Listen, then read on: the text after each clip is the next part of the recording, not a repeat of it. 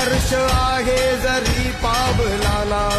अर्जुन सांगू बोधाही दिशाना आयुष्य लावू हो आम्ही पणाला आशा स्वप्न वेड्या तुझ्या लेकराला आधार लाभो तुझ्या सबुलीचा